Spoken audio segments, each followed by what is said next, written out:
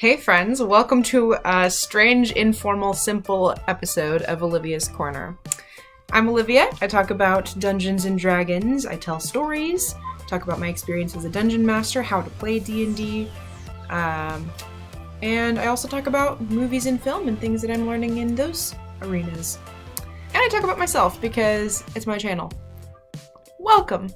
If any of those things sound interesting to you, I'd love to ask you to subscribe.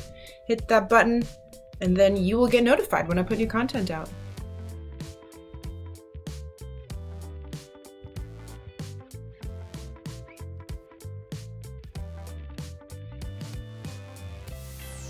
Today, I'm going to give you a real simple walkthrough of how I plan dungeons.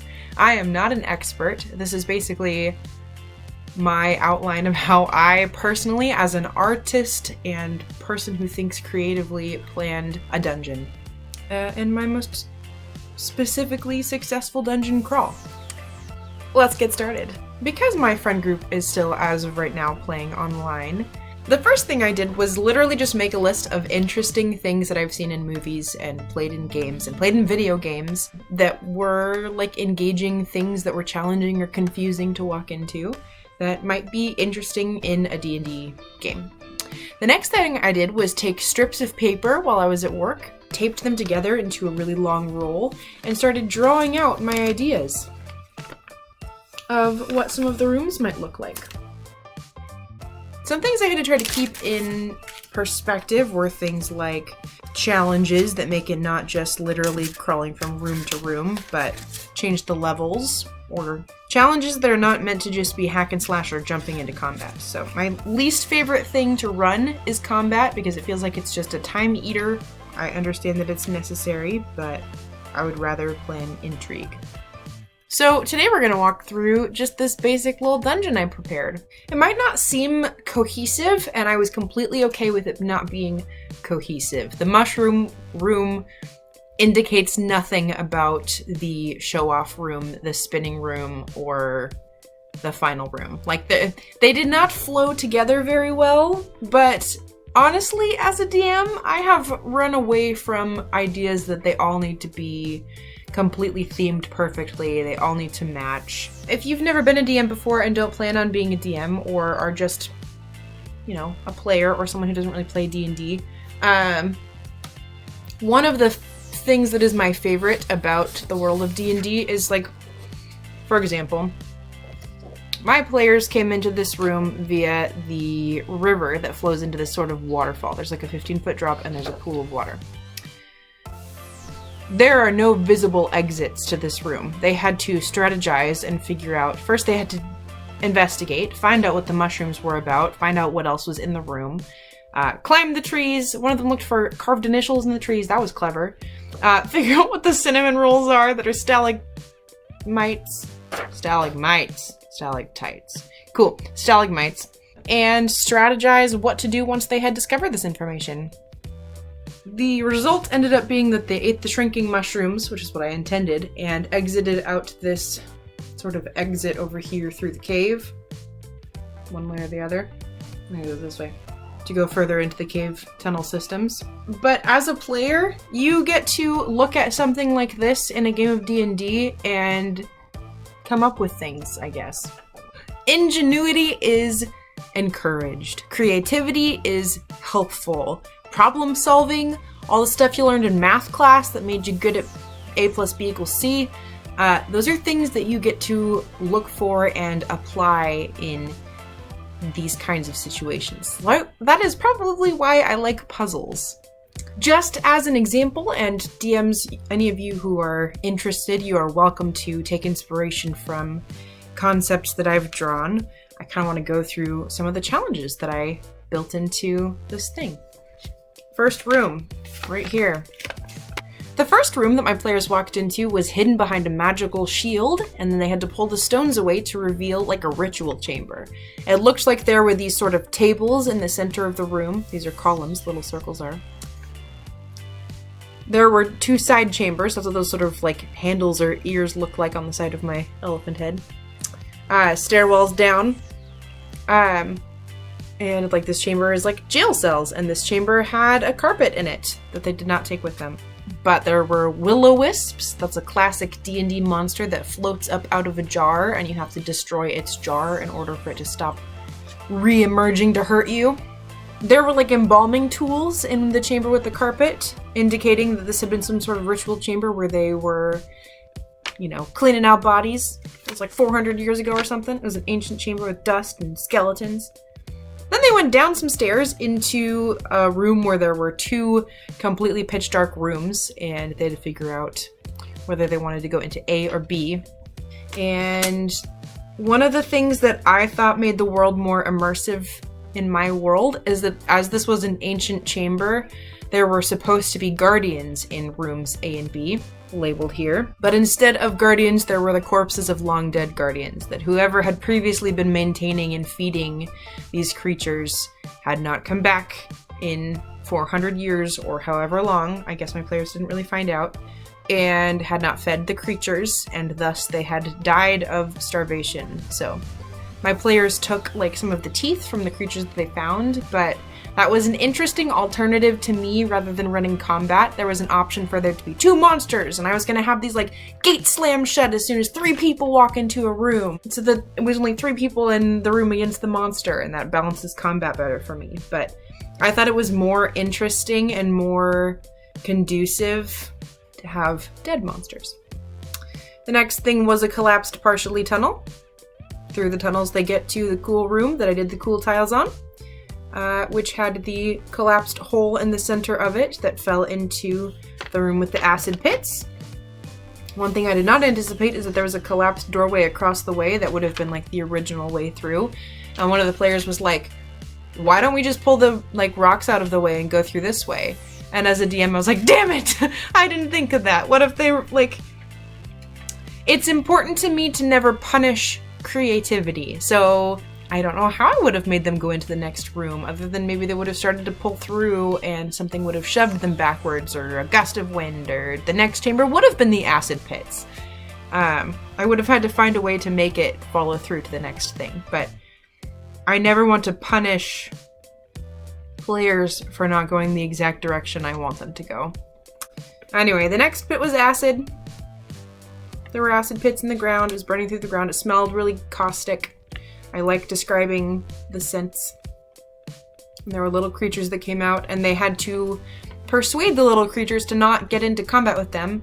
One of the players who has seen these kinds of creatures before in other D&D games and shows gave them food, and they were starving. So they were like, yeah, sure, we'll take your food, and then we won't attack you. It was great. Then through a tunnel. It fell into some water, a little pool of water. There's a 15-foot drop into a pool of water.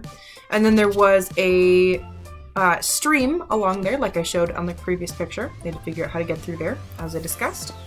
The next one was really fun. So the stream continues, there's water in the ground, and there's a 10-minute long crawl. One of my players has an intense phobia of being underground, and so her character does. The player is not claustrophobic. I, as a person, am claustrophobic. So we spent some time talking about how she might be reacting to being in the caves. That was a fun add piece. This next chamber starts in this pit of water, and it's another 15-foot drop. And then there was this sort of wall over here with 4 like pictures on it, made with tiny colored stones. So like a mosaic turning into an image.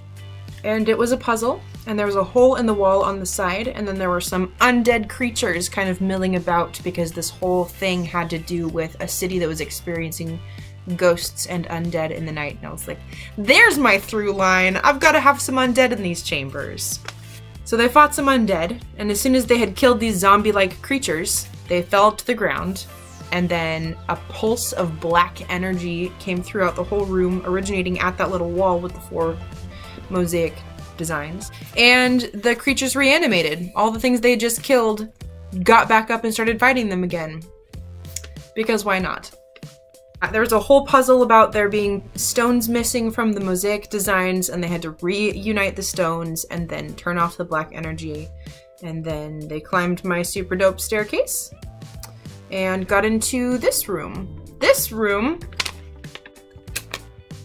is what I called the show-off room. There were 4 ancient relics or artifacts 5 total, each with little name sort of tags where they were like written what they were and whose they were from, like who they were from, which I had to come up with lore and history for. I guess I like circles. A lot of these last couple runes are circular. This was largely, there were accursed or dark or unknown items of ancient magical ability, mostly set there to challenge my sticky-fingered players. Some of them are through and through, let's get this mission over with kinds of people, and some of them are very enticed by magical items that might be beneficial to them, and pretty things that they might just want. So this had 4 such items in it that they could have tried to remove. They did not try to remove them, but they could have. And they're still there, in theory. As far as my players know, they're still there. So they could go back. Who knows if they're still there? I do. And the next room, this was where the swinging, you know, like classic, if you've ever played Skyrim or video games in general, there's always like the tunnel, and you like go into the tunnel, it's motion activated or whatever, and then there's like the saws that swing, or like in the movies when they have to like go time them perfectly and go between them. And the next room was a spinning room where the floor, so this is all black pits in here. They jump from this platform to these little platforms, and then they start spinning. There were spiders in the porous rocks that sprang out and were disgusting. I definitely have a habit of just calling things gross while I'm DMing. Things are just gross. So there were lots of gross spiders. And if you fall down, you don't make your check well enough to get onto these spinning platforms, you fall into a spider web. So starting from the central of these, it started to elevate. And so the outmost ring was at leaping height, and the next one was 3 feet up and 3 feet up and 3 feet up. So it was difficult to just get across them. You have to go through and around things. When they got to the other side of that one, there was a storage room, mostly with fun items and a safe space for them to rest because they had taken a little bit of a beating facing the undead. And then they got into the final room, where there was a question of morality, which I love throwing at my characters. There was a person in the final room that had been long undead, and some of them are automatically against this person because they're undead. But there was also a narrative pull as to who the previous owner of this chamber was, which was really fun for some of my characters. There was a character in here that could definitely help the party, but at a cost of going on a free rampage and potentially killing lots of innocent people. He was just unpredictable. It was difficult for them to try to suss out what he might do when he was done helping them back through, or with their quarry. So there were boons and pros and cons of letting this guy out, okay? Ultimately, my party chose to kill him. But such is life. And of course, there's lots of rewards in the end, because when your party gets through something challenging, you reward them. But yeah, that's how I planned the dungeon crawl. In the end, I was assuming, here's a little bit of a spoiler, I suppose. I was assuming that they would have to go back through everything, and I had plotted to challenge some people that were going to emerge at the entrance when the party got out. But the party did something that I wasn't expecting, and then rolled really well on trying to say, is there another way out of this, like in Skyrim when there's a second exit? And I went, yeah, sure, there's a second exit. There's a hole in the wall behind this desk, and it leads to a stairwell that leads up into the main city again, and you're back in the city instead of underneath the city. They have not entirely avoided that challenge that I prepared. It just means that it will come at them at a different time. Such is the life of a dungeon master. One of the things I learned in school, and also just as a DM, one of my friends was talking about how he had built a challenge for me as a player and my team, and we did not go to the challenge. So he said, it doesn't mean that I have ruined all of this prep time, it just means that you will face it at a later date. The next thing I did was draw pictures of said things on better paper so that I could take pictures of them and put them on my computer so my players could fight through them and I could add grids to them. So I don't think I need to show you all of these, but here's an example of the room with the acid pits. These are my acid pits. I know this is poorly drawn and you can't really figure out how big it is by scale, but one of the benefits of playing online is that I can size up my images to whatever size and shape I'm looking for. These are tiny tunnels leading off of them because there were kobolds in the room. My coworker graciously told me that she had gel pens before she left the day that I drew these at work. So this one is lovingly, colorfully detailed. This is the pit that falls into the acid pits. There are tiles and such around the side. They didn't cut any of the tiles out of the floor. I kind of thought they would because they're like precious stones in the floor, but they didn't. This is the cinnamon roll room. See these trees? And these little speckles are mushrooms. One of the things that I planned was colorful mushrooms that grow or shrink you or poison you when you eat them. Very Alice in Wonderland. And here's my super epic, terrible perspective art to try to draw the scale up to the thing in the water. This was a challenge over here. Anyway, what I'm telling you is that if you are a DM and you're saying, I don't know how the heck to plan a dungeon crawl, just think of interesting things that have happened and then change things like layers, levels, things that come into the room. Challenging ways that someone might escape the room, so there's not just a door with the swinging blades every time, but I did include a door with the swinging blades. And there you have it.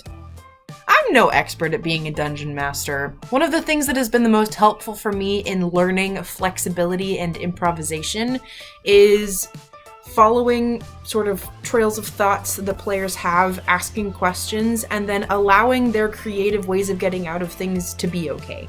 Like, if it's not the way that I was thinking of it, it's not always fun as a player to have only one way out of a situation, because if you think that you're being clear as a DM, my experience has been that I'm never as clear as I think I'm being. I've never given as much information as I think I have, because it's in my head and it's obvious to me. But it's not always obvious if you're the one stressfully problem solving your way out of it. This has been Tips from a Non-Expert. There you are. Thank you for joining me for this strange little episode of how-tos in D&D. How do you plan dungeons? Comment below. Thank you for showing up, and I'll see you next week. The first thing I did was... Oh, I guess I should do like a let's get started. Alex is laughing in the background. A caved-in floor. Where does the caved-in floor lead? Acid pits. There were tools and interesting ideas. Okay, I have to wait for the siren to go by. A tunnel. Some trees. And some cinnamon rolls, apparently, is what they looked like when I drew them. They're supposed to be stalagmites. Go between them in some way. Cool. What was I saying? This is the show off room.